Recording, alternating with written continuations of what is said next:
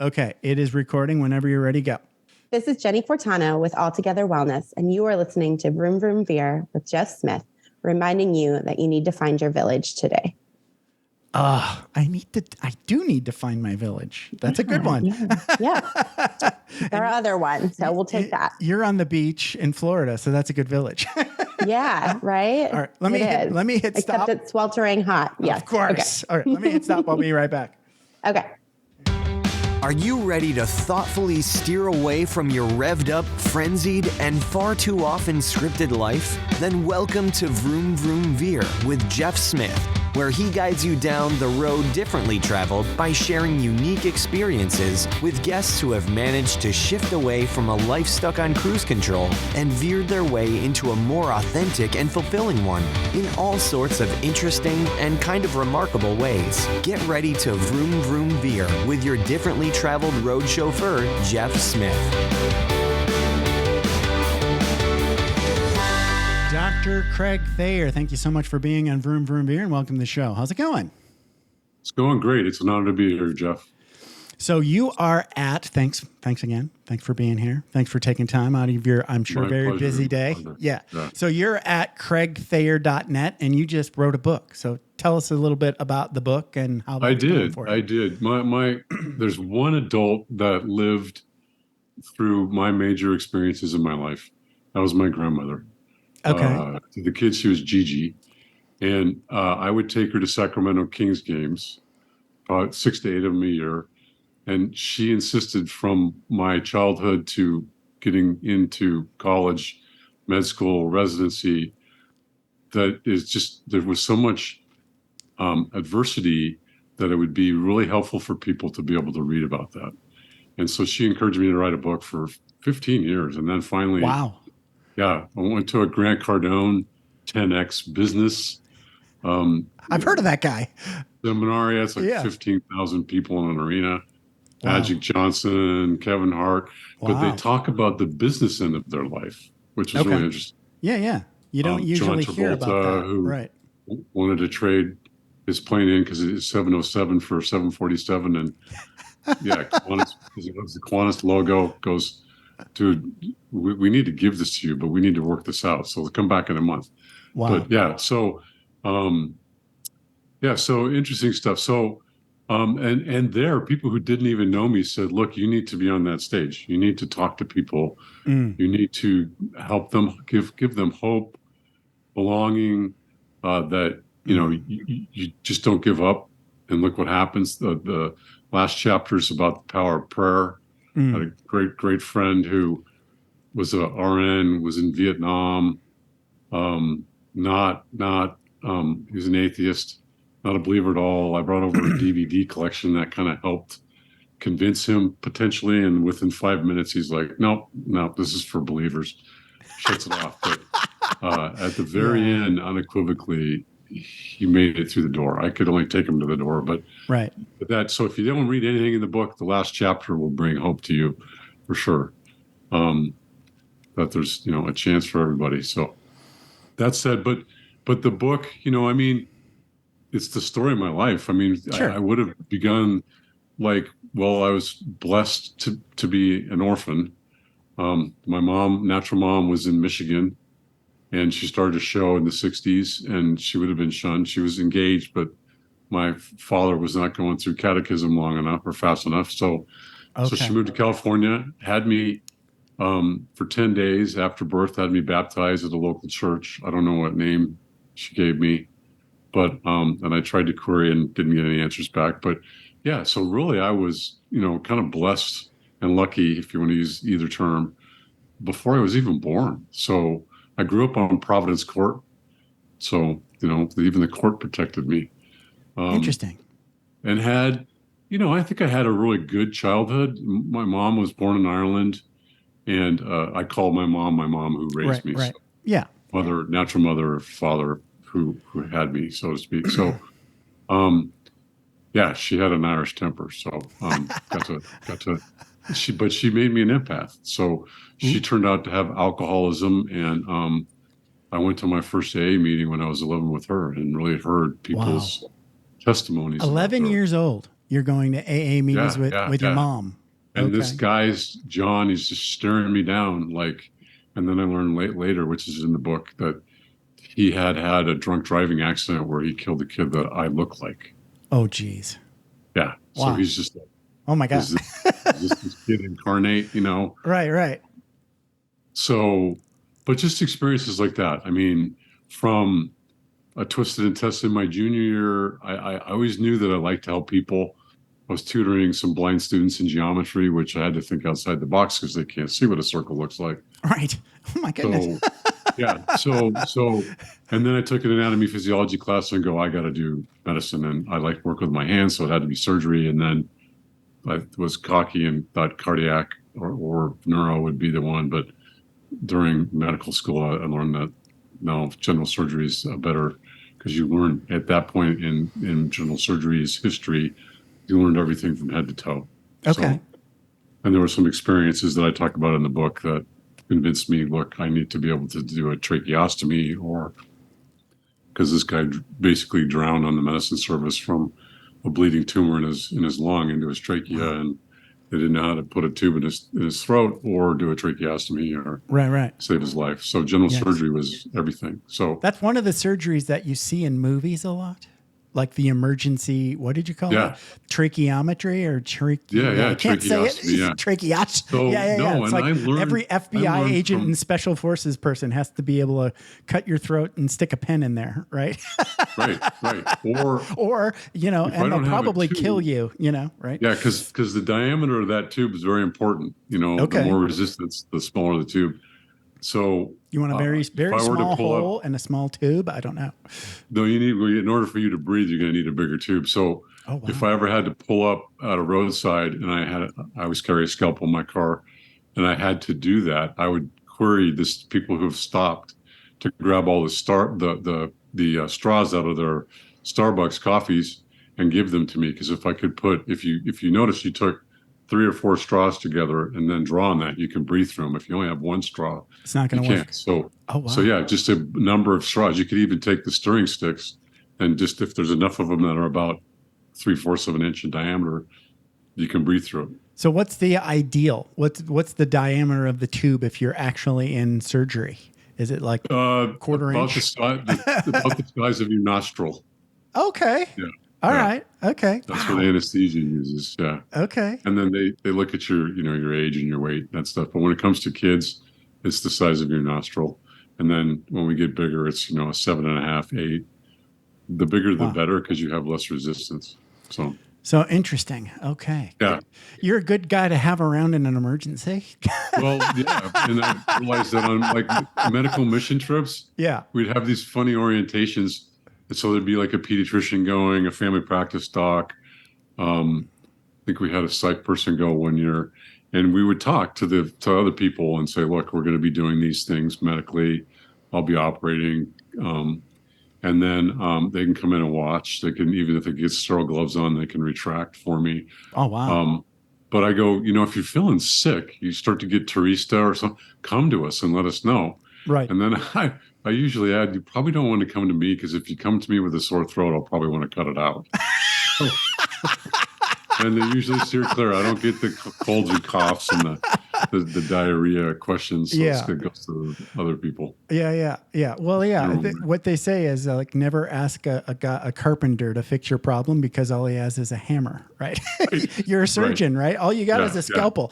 Like scalpel and or finger. Really, a finger's your best instrument. Wow. Yikes. Stay away from me with that finger. Yeah, I know. Yeah, I'm not talking about proctology. There's a lot of openings in that field.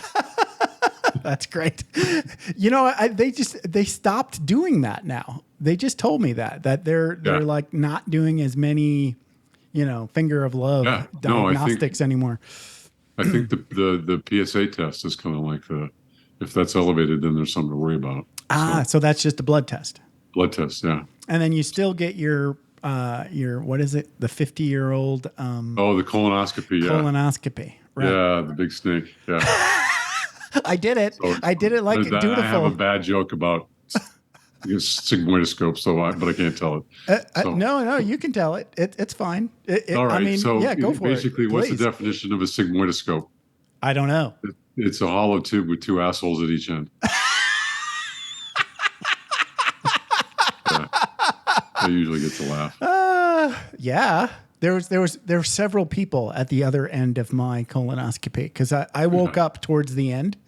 Yeah. I didn't wake up all the way, but I woke up enough to know I was uncomfortable for about a couple minutes. Right. And then the snake came out and I was fine and I fell back to sleep. Yeah. Yeah. Yep, that's the way it goes. I mean, I've been that, I'm over 50. So, right. And for a while, I think I had a couple polyps and they're like, okay, you need to come back. Instead of 5 years, it was like 2.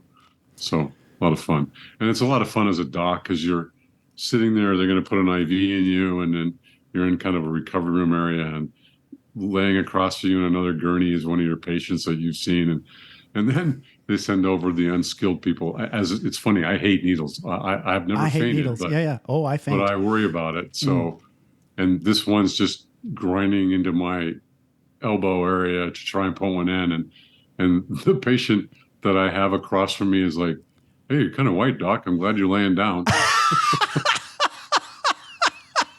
So, yeah, I guess. Doctors are human too. Yeah, we are. Yeah. And we usually have the complications. I mean, when I was 37, I had like 3 colds in a row.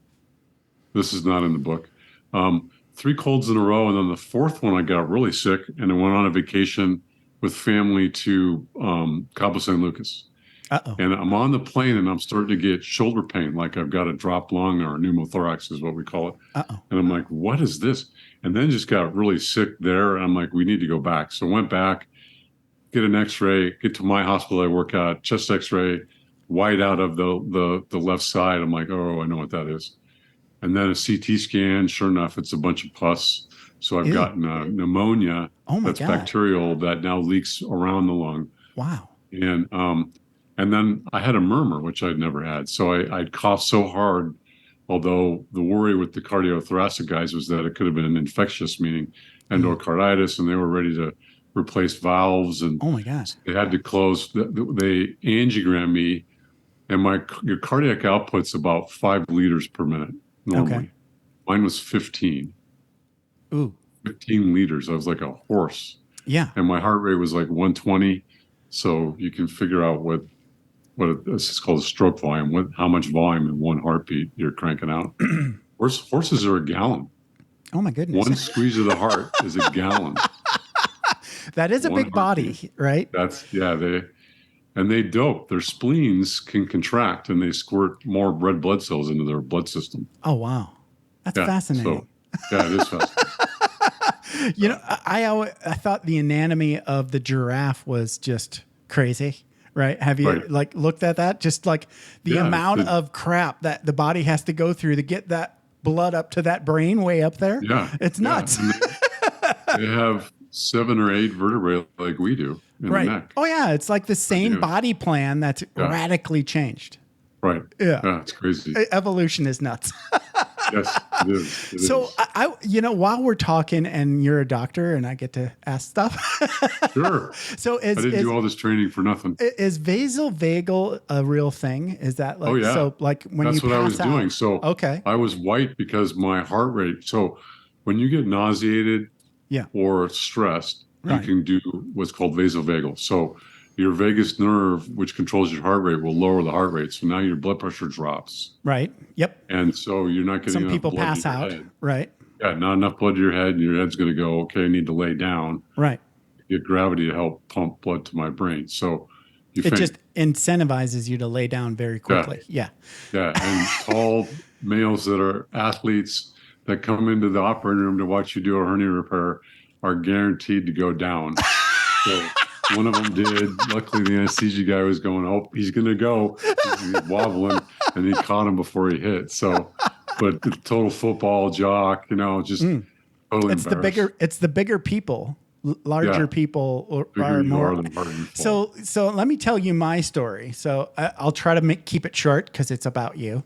So I had my first like vasovagal pass out was when I was in the Air Force, when they stick you through this line And there's like an injector gun for vaccinations on each arm. And I think it's like 5 on each arm. Oh, that sounds bam, like bam, fun. bam, bam, bam. Right. Yeah. Well, I was 18 and stupid. Right. But so they know, right? The Air Force knows that some certain percentage of everybody that goes through this little gauntlet is going to pass out, right? Right. It's going to happen. Right. But it's just quicker, to do it all at once in a line, right? No. Yeah. Yeah. So they make us like sit under this like covered like pavilion, but it was huge, right? And we're not standing now. It's the first time ever where we're actually on our, sitting, kind of like Indian style is what they used to say, and reading our study guide that you have to read for all of basic training. And, 10 minutes into the 30-minute wait period, I pass out and the guy behind me, right? Right. And, and then they pull me out and they give me some fluid and they make me sit there for an hour or whatever. And then they send me back and they go, "You're fine. You passed out because you got a bunch of shots all at once." And I was like, okay, right. Yeah. So then that turned into a real no kidding thing where every time I was anywhere near needle, like if I just got a flu shot, I'm woozy. Right. Right. Yeah. And then it sort of culminated into this thing where 2 things happened. Like I banged my funny bone elbow really hard on some office furniture. This is very chair force kind of injury. Yeah. I go to answer. I'm combing my hair. Get a Purple Heart. Right. Get a Purple Heart. Yeah. Combing my hair in the mirror, trying to look cool. And my phone rings and I bang my elbow really hard in some I think it was a file cabinet. And so then vasovagal, I pass out. Right. And I don't pass out a little bit. I didn't even make it back to the phone. Right. Wow. So everybody's comes back and nobody saw me bang my elbow. Right. So they just thought, Jesus, he's going to die. Yeah. And somebody had some weird heart. Right. Right. So then they take me in and I get the full workup at the ER. Right. Like the ER people are usually bored in the military. Right. So when you give them something to do, it's like you're in trouble. So everything that they could think of. So they do a bunch of blood tests. So when I'm sitting there getting blood drawn, I look over and I look at the vial and it looked really gross. Yeah. They do. And I passed out not once, but twice during the same blood draw. That's great. To the point where they had to wake me up with smelling salts. So then I have to get the EKG and the blood monitor, the heart monitor and the whole big thing. And it turns out it's just vasovagal. It's definitely a real thing. You can see it. Yeah. You can look at reels. There's some reels on TikTok or Instagram of usually a guy and he's sitting next to his girlfriend on a big spinning wheel. And he gets those roller coaster where they just pass out. You see they pass out, then they come back, and they pass out again. And it's pretty funny. That's like anybody that's ever taken more than 3 Gs in an airplane. That's It's just like that's the body's. So that's why pilots have to learn how to do those anti-G maneuvers. Right. Yeah. So one of my biggest disappointments. I was at the VA hospital as an intern. Okay. And there were pilots there, and they were like, "You got to be a flight surgeon. You got to be a flight surgeon." And then an F-16 pilot came in and said, "No, you can't. You're too tall. You got to be 6'2" or under." Right. You got on the canopy, and I'm like, "No." Ooh, okay, maybe they'll make bigger ones down the road. But yeah, never did that. Most fighter pilots are short. Actually, most Air Force pilots are relatively short. I don't want to say short. They're not short, but there's only you can only fit what is it? 6'2"? That's 6'2" or less, yeah. 6'2" seems like it's really short, but I think that's they probably improved that with the 18s and the other ones. Yeah, maybe. Interesting. It doesn't track necessarily because it seems like most leaders are gigantic men with large hands. Right. Yeah. We need a big man with large hands stat. That's key. It's one of the profile intake questions. That's Age, right. Yeah. Height. Hand size. Hand size.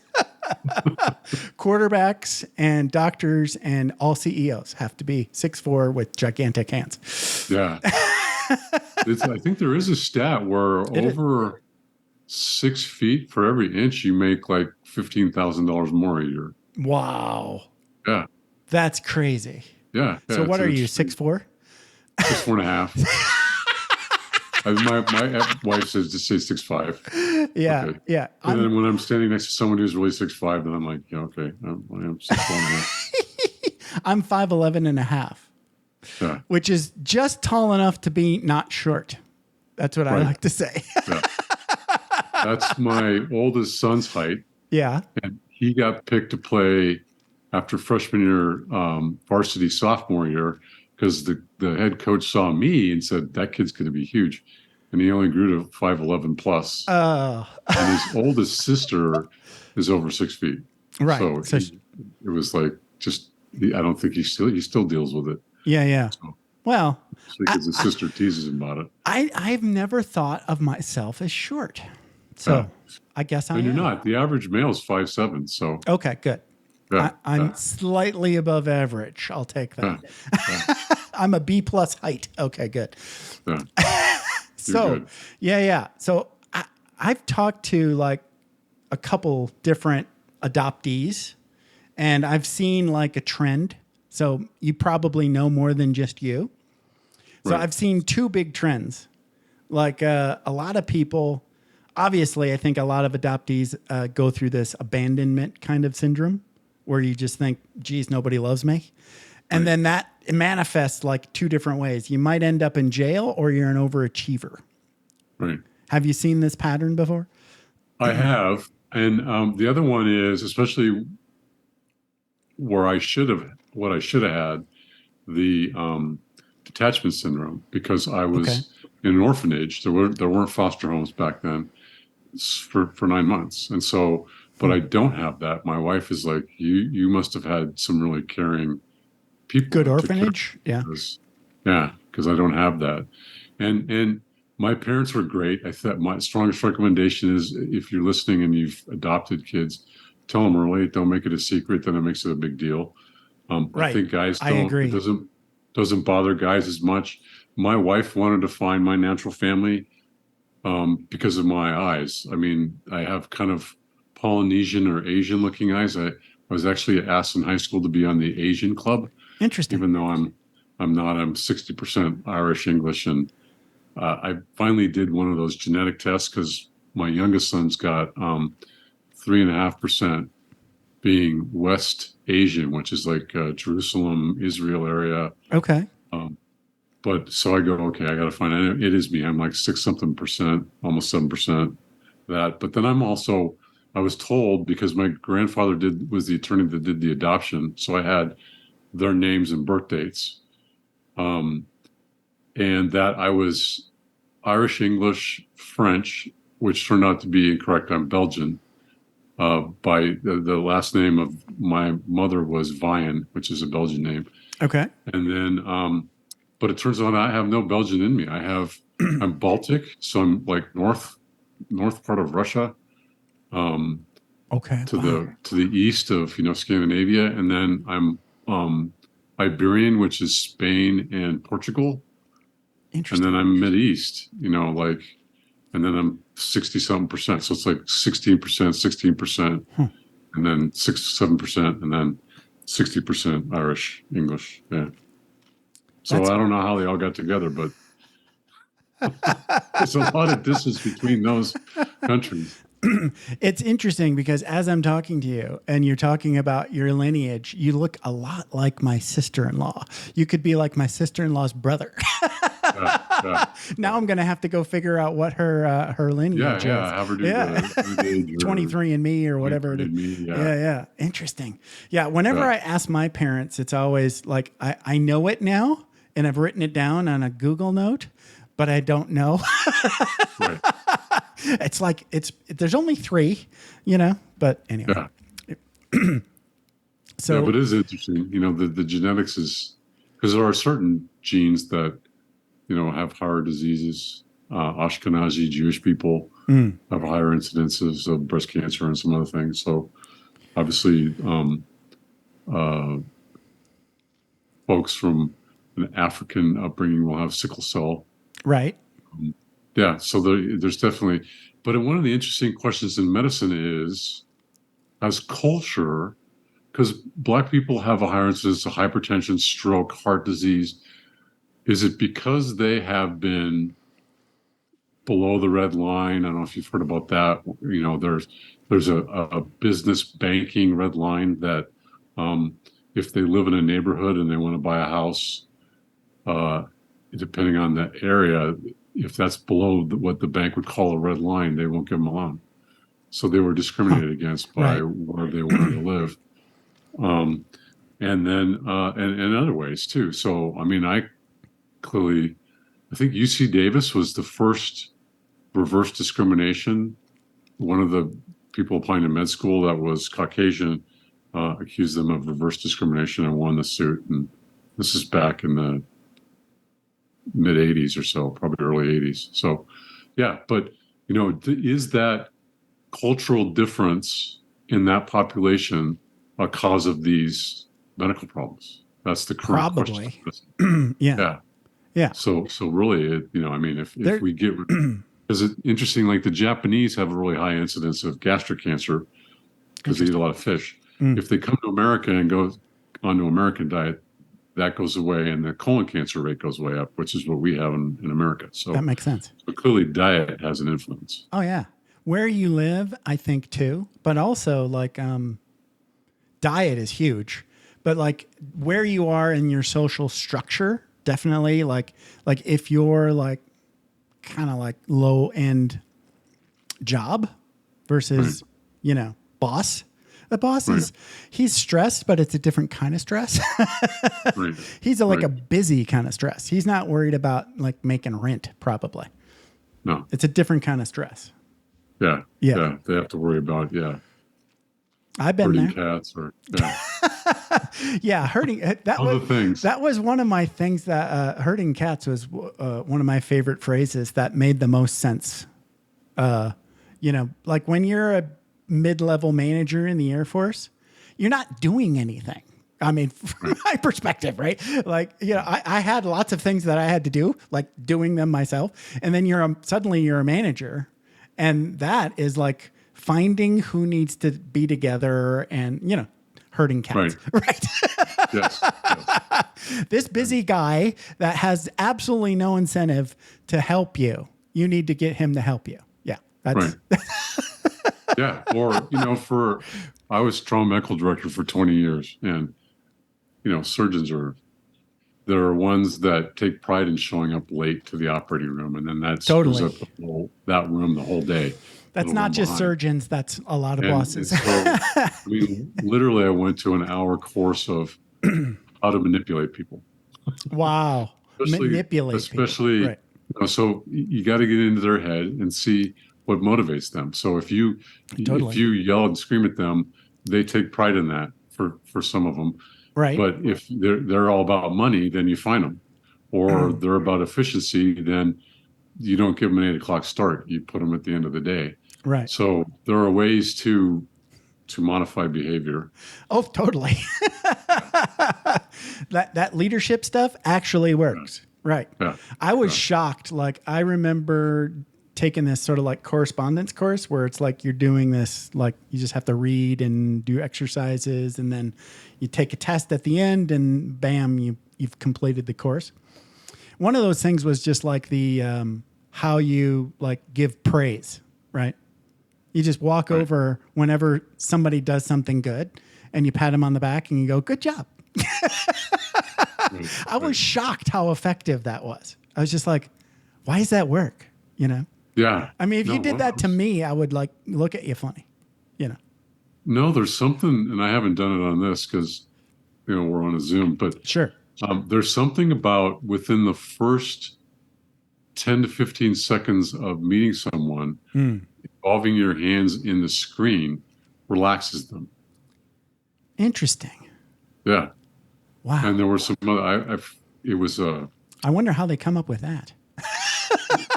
there's people out there that study a lot of stuff. Yes, they do. Crazy, Yeah. Psychology of sales probably is what everything comes out of. Yeah. Yeah. One of my favorite authors is a Canadian sociologist. Okay. And Malcolm Gladwell, he's written about 7 or 8 books, and I think I may Outliers have is read. one of them. Yeah. I think I read Outliers. Yeah. You think of people being really smart, but a lot of that was opportunity. Like Gates, Gates's birthday was within a 6-month range. That if you were, same with Jobs, they're all born in the same 6-month. The Sun computer guys were all in the same 6-month period. Wow. If they were older than that, then they didn't have the programming and the equipment to do the programming for the coding. Okay. If they were younger than that, someone else would have already jumped. Yeah, right. Someone else would have already done it. So, and then the most profound one to me was the National Hockey League. So the Canadian Junior League's like the most prestigious, and it's all about what age you fall in, because if you're older for a particular league, you're bigger and more experienced, so you get put in a better league, and then it's sort of like Darwin's survival of the fittest. Gotcha. You get better and better. So he plays this tape of a National Hockey League game. One of them was Gretzky, and so he goes by names, and then he converts those names to birth dates, and they're all except for the goalie, who missed the block, by the way, but that's because he wasn't born in that 6-month period. Wow. So, yeah, it's crazy. Interesting. Now I have to go check that out. 1,000 hours of dedication, but it's just both. Luck. Well, even if you did the 10,000 hours, but you didn't have the right birthday, you weren't gonna. Right. Wow. But the guy with the wrong birthday was still on the ice. He's a goalie. Goalies are crazy. No one in their right mind is going to get out there with any protective gear on and have a solid object puck flung at you at like 80 miles an hour. Yeah, it's pretty crazy. Yeah. It's probably the most deadly kind of, there's sharp objects going at high speed. Right. I played water polo in high school and in college. And then I got back into polo in 2001 and started playing Masters. And we would, after workout, we'd go to Streets of London pub and have a bunch of French fries and cheese on them and bacon and some beer. And we would talk, and we would have the most name all the one-hit wonders in the 80s. Or the big one is, what's a sport and what defines it? So it's got to have an object that can kill you, or something like water polo would be, well, it's got a ball and you can drown. So, yeah. So, and then we would rank them, and one of the guys on the team was a big cyclist, and we're like, that's not a sport. It's kind of like bowling. I mean, where's the coordination? And, he would get so mad. It's pretty funny. Cycling is not a sport. No, I think you're right. I don't know. Unless, of course, you're a cyclist. I mean, it's a race just like any other race, but there's not a whole lot of, I guess if you're doing it in a team, I might give you a pass on it's a sport, because then you have to draft and you have to that's a sport. But if you're just riding a solo race, you're just racing. You're basically racing against your own best time at that point. Right. Yeah. You can do that on your own. You don't need people around. Especially now with Strava, there's an app that your Garmin can hook to that, you're out there by yourself, and it's going to give you your best. If you've ridden that segment before, this is your best time. Or so-and-so is 10 seconds ahead of you that is on your list. So you can compete with strangers. Yeah. And there's usually someone that's done their Garmin on a horse or a motorcycle. Right. They're cheating. Or worse, or in a car. The pros have done part of this, like the Tour of California. There's a segment that I've been on, and I'm like, oh man, those guys are really quick. Yeah. Because there's no way you can beat what their times are. Wow. So you actually cycle? Have you done real long races? Or rides, I should say? Or just fun rides. Yeah, my wife and I need goals, or I won't stay in shape. And the two things that would do that for me were cycling when we were doing it. We haven't done it so much. We moved from California to Georgia 2 years ago. California's great for sports outside. Not as friendly. Yeah, not as friendly. The roads aren't set up with bike lanes and that kind of stuff. So, And the other one is a death march that I do. It's a backpack trip with a bunch of guys. We've left from Fresno, flown over the Sierras, and then came back on trail the first day, off trail the next 6 days, and then back on trail the last day, and then to a car that's parked for us. Yeah. So it's if you're not in shape, you will suffer. So yeah. So those two things heavily motivate me. I had a guy on not too long ago who does the century kind of runs. Yeah. The 100K or 100-mile runs. They're not really runs, it's more of a survival thing. Yeah. I just thought that was just nuts. But there are people that's just, they get into that and their brain just, I guess, it's an endorphin high, and they just do it. And then at some point during the conversation, he says, yeah, we're all suffering. Like, we're literally all just suffering, I mean, like, you just have to you walk a little bit and then you lay down and moan. I'm like, right. Well, I've had friends, they get home and they go, I feel like I need to exercise. And they sit down and wait for that feeling to go away. The closest thing I ever did was I signed up for this 24-hour marathon. It was like a relay. Yeah. So you would sleep overnight. We all had tents and backpacks, and not backpacks, bedrolls, sleeping bags. Yeah. And so you started with 12 people on your team, and you'd have to do a mile, which was 4 laps around the track. And then you pass off the baton, and you had about maybe to start with a little over an hour to rest. Right. And then it was your turn again for 24 hours. Yeah. So a lot of people quit. Yeah. Not easy. It's not. It's really not. No. My wife and I did one with 10 other people. Yeah. Knew someone that rents cars. He loaned these 2 vans to us. It was from Calistoga, so just above Napa, all the way through Napa, and then through San Francisco, Sausalito, to Santa Cruz, and then in Santa Cruz. That's all real beautiful. During my first leg was 7 miles, and I even told everybody, I go, man, this is going to be a long time. Don't get competitive. I'm going to finish. Okay. Some guy passed me, and I had to stay with him. But my other legs, it was fun because one of my other legs was where I grew up in Cupertino, and we called the hill Agony because our water polo team in high school would train on that. And I go, I get to run it again. Much older. This is hurting. So those are fun, and it was for some transplant fundraiser. Yeah, most of those things that I did a volunteer massage when I went to massage school. There was this annual, I want to say it was a century ride in Central California for a it was like I can't remember the charity, but it was a charity ride. And all the people that sign up, they get a free massage. It's part of the sign up thing. Yeah. Then I find out that it's super competitive, right? That even getting a spot to do the race is you've got to raise money, right? And the people that raise the most money get the benefit of torturing their bodies. Yes. I was like, people are nuts. But I talked to one of the guys, and I was giving him his, cool down sports massage. And I'm like, why? And he's like, oh, it's a great ride. It's you can't do this ride unless you win your spot, Right. And you get an escort, you would never get to be able to do this ever unless you do this, And I was like, oh, okay. Now you kind of make it sound almost worth it.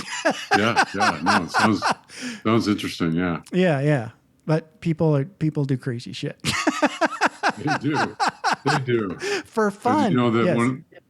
David Goggins is a ex-Navy SEAL. He's gone through, I think, whatever Air Force, the pararescue. He's done armies. So, but I mean, he just tortures himself, and his book is interesting because it is motivational. But and he had an interesting way he did it. So he had his editor at the end of each chapter, to almost do like a podcast about that last chapter. So there would be questions and answers. Okay. Like about his childhood, when he went through his childhood, how was that writing that part of the book? Because it's pretty painful. And it was interesting because I experienced the same thing, kind of going back to my childhood and, my mom's experience, my twisted intestine, my mom dying my freshman year, my cracked skull on a bicycle sophomore year, and then my dad getting stage 4 lung cancer my junior and dying between junior and senior year. So, and going through those parts, I mean, especially doing the audible, I'm like, okay. And he'd look up and look at me, what's going on? Oh, okay. So you're kind of a little upset. Yeah. You're kind of reliving some stuff.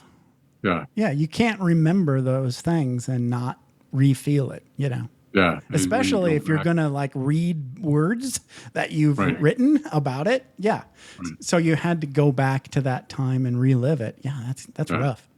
But like, I think the common thread is like, you've had all this adversity, but you always find that silver lining, right? Is that kind of like a theme? Yeah. Yeah. Yeah. My cup's always half full. So, and that's just the way I look at life. I mean, trials are just tests.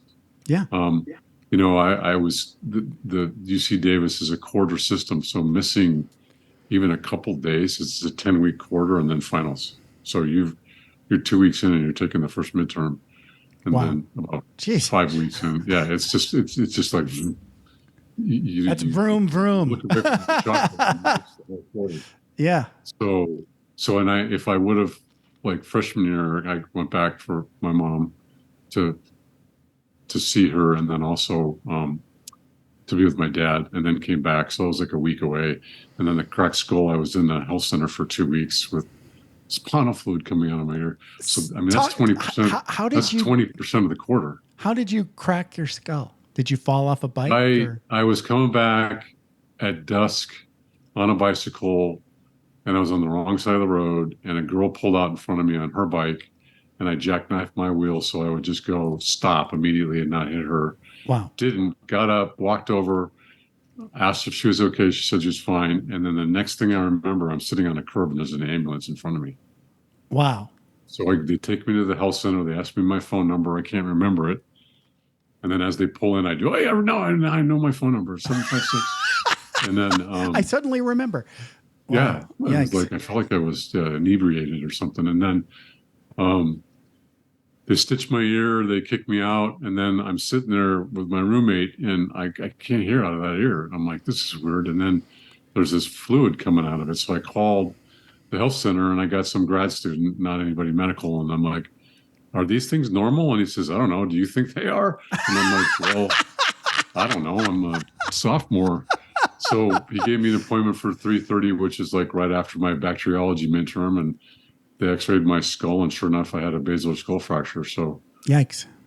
So, and then since that spinal fluid, you have the risk of meningitis. So they brought me in and put me on antibiotics, and had a neurologist come over and tell me I was crazy.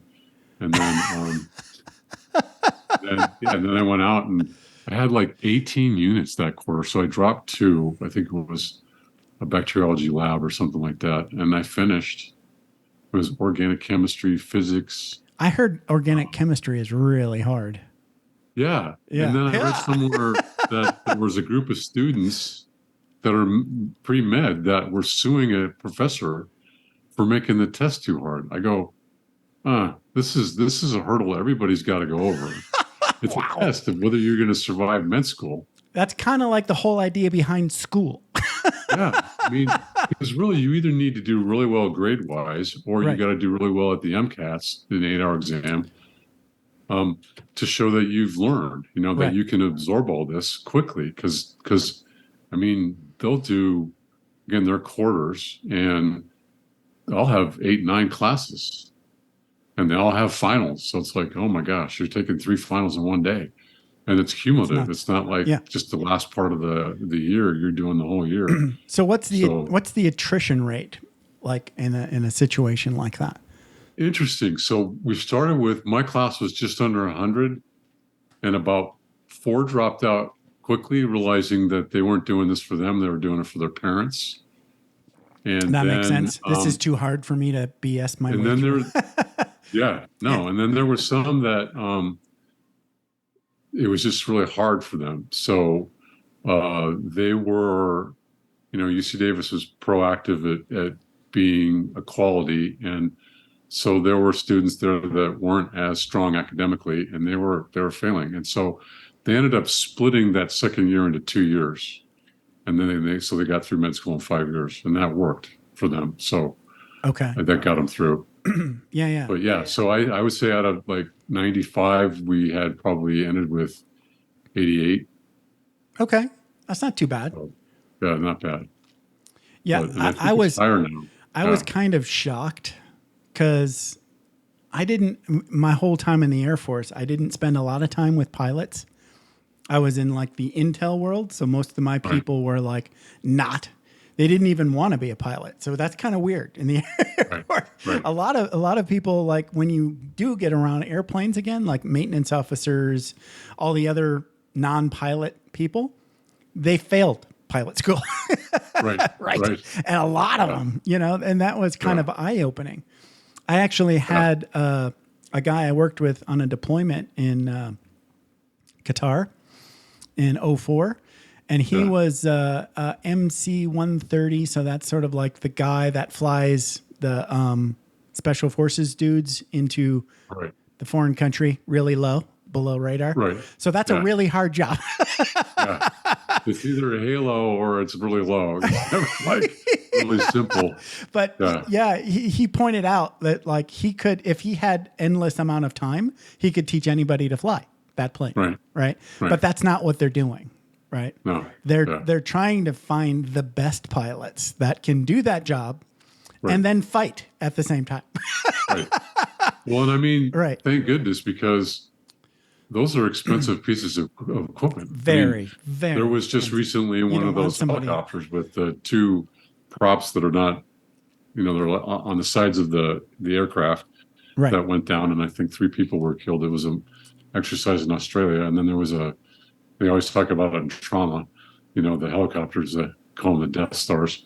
Right. They're bringing people in, and there was one that clearly had a fire along its back fuselage to the rotor in the back, and then the whole back fell off, and it had to do its rotoring down, and I think one person out of that died. But so it's scary.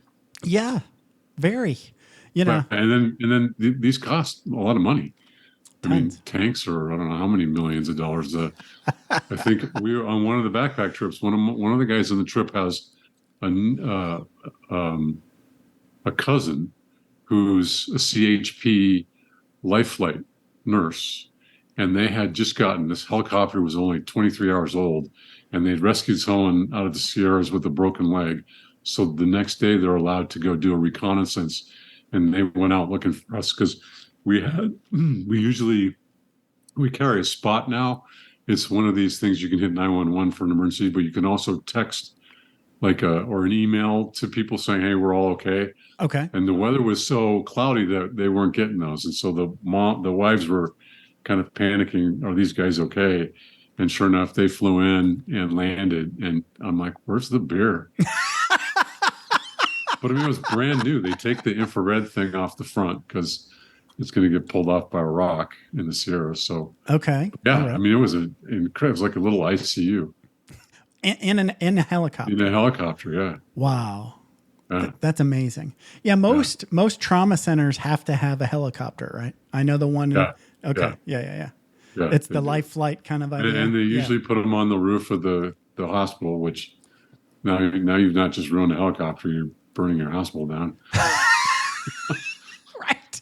And so some, like the CHP, likes to land hot. So you're running out there when the rotors are still going to pull a patient out. Oh, geez. Whereas all the other ones, CalStar, and they won't let you come out till everything's shut down. They spin them down. That makes sense. It makes more sense. It reminds me of the TV show MASH. They always had to duck. Yes. Well, I don't know how many times I would quote things from that series. Incoming.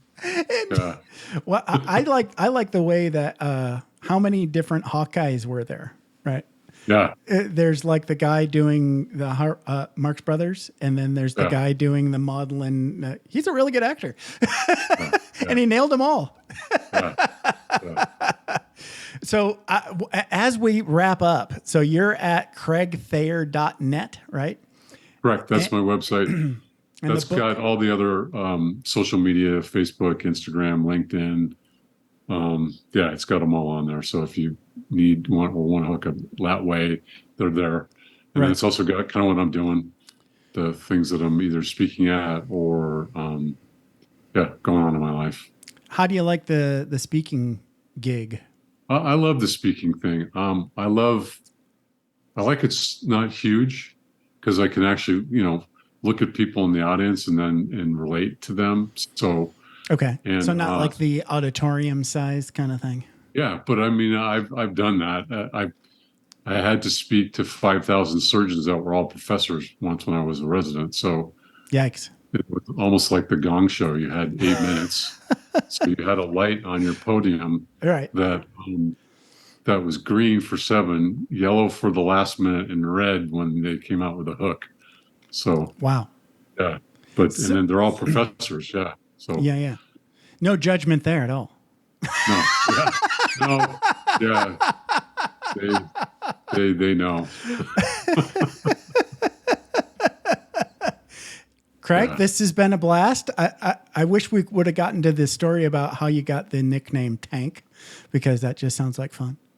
Yes. Maybe for my water polo guys, which I thought was an insult. Like, am I really slow? And the answer was, no.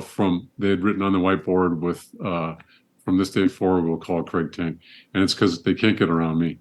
I called hold defense or 2 meter defense. So if you know the goal, there's a 2 meter line, 2 meters out from the goal, and there's someone that's right in the middle. That's called the whole set, or 2 meter offensive and defense. And I'm a defensive guy, so that's where the fight's going on. If you ever want to see where like in hockey, if you ever want to see where the fight's going on, that's it. Even when the ball's not there, there's a fight going on. So, oh wow! Because you're trying to get around in front of them so they can't get the ball. Okay. Or if you're still behind them, you grab their suit or an arm and you're holding them down so that they can't get to a ball if it's underthrown or get the shot off. My goodness. So, yeah. Okay. So in Dungeons and Dragons, they call anybody that is like really big and lots of armor a tank. So different than that. And that's kind of thought where they were going. Like, I'm really just big and slow. Right. Like a Clydesdale. It's your job to do lots of damage and absorb a lot of damage. Right. Okay. Well, I'm glad you didn't drown. Yes, me too. Craig, this has been a blast. Thanks for hanging out with me for about an hour. It's been an honor being here. All right. You have a good one. You too. Thanks for taking the time to ride along with us on another episode of Vroom Vroom Veer. For podcast info and show notes, be sure to head over to vvveer.com. That's VVER.com. Man, that's fun to say. And we'll catch up with you next time here on Vroom Vroom Veer.